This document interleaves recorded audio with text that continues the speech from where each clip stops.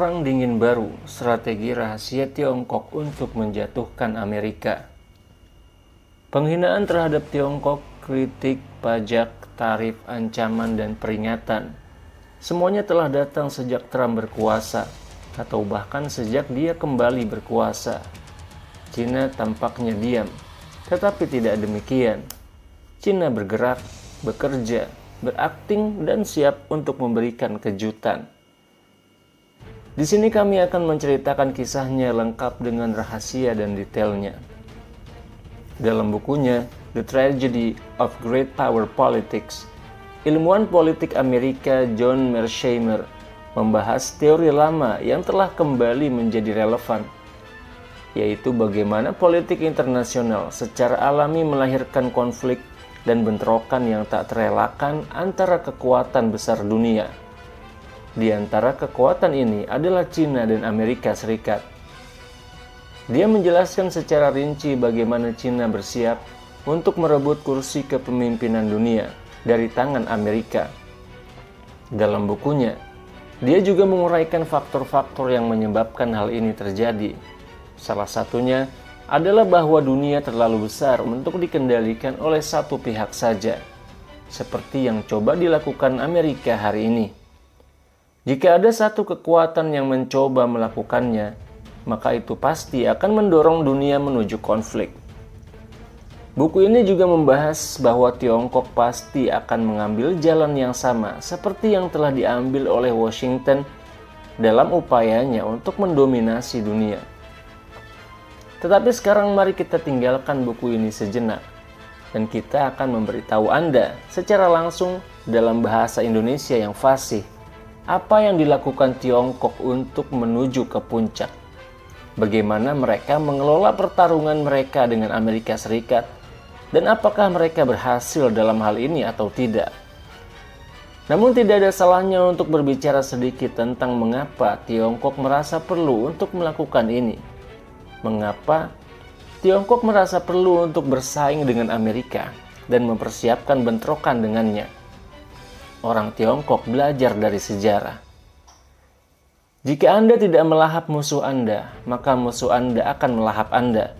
Dan jika Anda tidak memperkuat diri dan mempersiapkan diri dengan baik, maka kejatuhan Anda tidak akan dapat dihindari. Cina juga tahu bahwa puncak kekuasaan terlalu sempit dan tidak dapat diduduki oleh banyak orang sekaligus. Ibnu Khaldun juga mengatakan, salah satu sifat asli seorang pemimpin adalah dia ingin menyendiri dalam kemuliaan, tidak mau ada saingan yang memiliki kemuliaan yang sama. Mereka juga memahami bahwa diam pada tindakan Amerika tidak akan melindungi mereka dari bahaya Amerika. Sebaliknya, itu akan mendorong Amerika Serikat untuk lebih memprovokasi Cina. Di sini kita akan membuka babak baru untuk memberikan gambaran tentang apa yang dilakukan dan akan dilakukan Amerika Serikat untuk menahan Beijing. Selain perang ekonomi sengit yang dilancarkan Washington terhadap Cina, Amerika juga mencoba mengepung Cina dari segala arah. Mulai dari Taiwan, yang Amerika memiliki pengaruh kuat di sana, hingga Jepang, tetangga Cina yang juga sekutu kuat Amerika, yang di dalamnya juga ada tentara-tentara Amerika. Ditambah lagi dengan Korea Selatan yang juga sekutu Amerika. Selain itu, ketegangan juga terjadi antara Cina dan Filipina karena sengketa pulau di wilayah Laut Cina Selatan. Dan dalam ketegangan ini Amerika berdiri di belakang Filipina tanpa keraguan sedikit pun. Hal ini tentu saja membuat akses Cina ke Samudra Atlantis terancam. Jika kita melihat peta, kita akan mendapati bahwa Cina sebenarnya tidak mampu bahkan untuk menguasai jalur dagang laut yang ada di sekitarnya. Bahkan di area laut yang menggunakan namanya, yaitu Laut Cina Selatan. Bukankah ini juga merupakan serangan dan pengepungan dari Amerika? Tapi tunggu, bukan itu saja.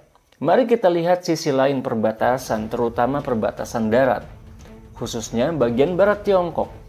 Ada Afghanistan yang telah ditinggalkan oleh Washington dan sekarang dikendalikan kembali oleh Taliban. Amerika Serikat tampaknya menyerahkan masalah ini sebagai bom waktu di depan pintu Cina. Dan sekarang Beijing harus menghadapinya sendiri. Upaya Amerika untuk mengobarkan ketegangan di perbatasan Cina tidak berhenti di situ. Bahkan dengan India, Cina memiliki masalah. Beijing melihat India sebagai pesaing yang berusaha mengambil alih panggung.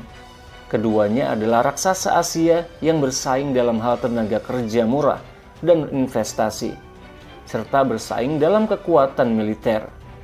Hubungan mereka telah lama penuh dengan ketegangan, terutama di daerah perbatasan. Kita tambahkan satu lagi, bahkan di utara Cina juga dikepung. Baru-baru ini ada pendekatan Amerika berskala besar terhadap Rusia. Washington dan Moskow tampaknya mencari kesamaan untuk menyelesaikan perang Ukraina dengan membiarkan Rusia keluar sebagai pemenang. Maksudnya apa? Untuk memisahkan Rusia dari Cina dan mematahkan aliansi mereka. Itu berarti bahwa Cina sekarang dikepung secara geografis dan ekonomi. Lalu bagaimana tanggapan Tiongkok? Mari kita lihat. Meskipun tampak dari luar diam dan hanya mengancam untuk membalas tarif Amerika, Cina sebenarnya aktif bergerak, tetapi di area strategis. Mari kita lihat berita terbaru. Cina, Iran, dan Rusia memulai pembicaraan di Beijing tentang masalah nuklir Iran. Selama pertemuan itu, Cina menegaskan kembali dukungannya terhadap hak Iran untuk memiliki ambisi nuklir. Meskipun Amerika Serikat saat ini sedang mengobarkan semacam perang terbuka melawan Iran. Apa yang ingin kami sampaikan di sini adalah Iran adalah salah satu kartu yang dimainkan Cina dan Rusia untuk menghalangi langkah Amerika.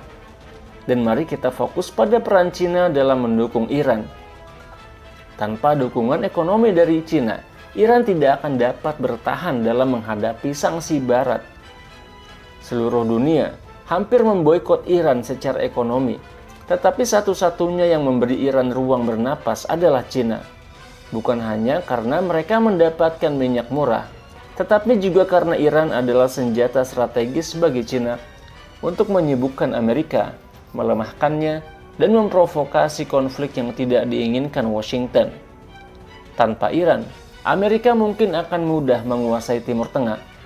Tetapi kehadiran Iran terus menciptakan ketegangan di kawasan tersebut yang pada akhirnya menguras energi dan sumber daya Amerika.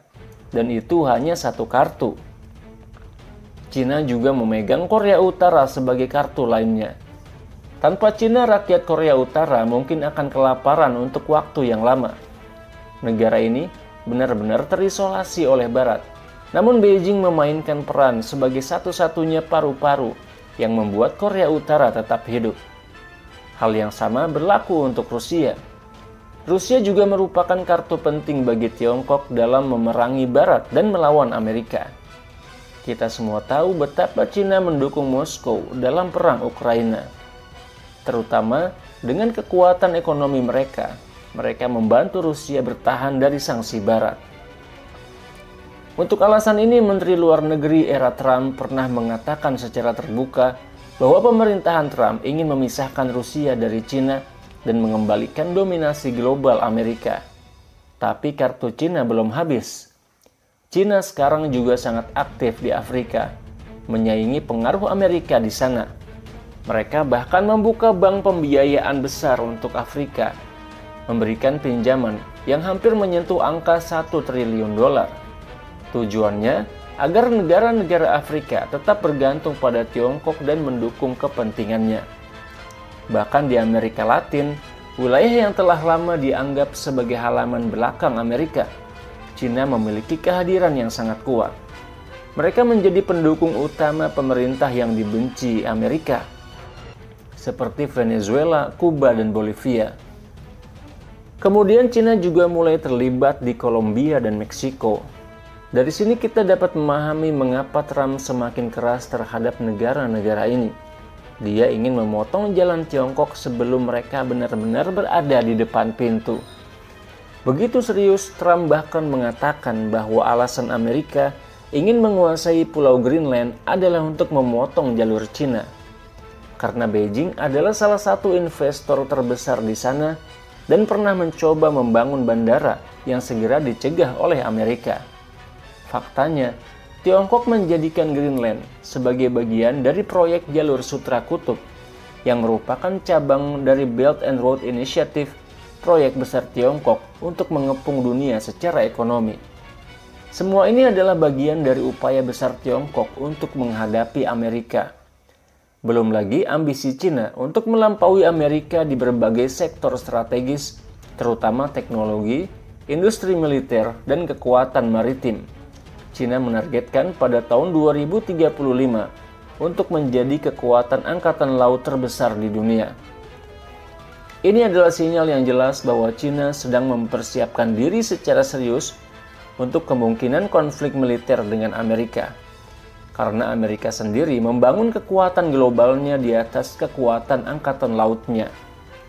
Dan dengan itu kita kembali ke buku yang disebutkan di awal, buku John Mearsheimer, yang mengatakan bahwa siapapun yang ingin menguasai dunia, pertama-tama harus menguasai perairan, karena 70% permukaan bumi adalah laut.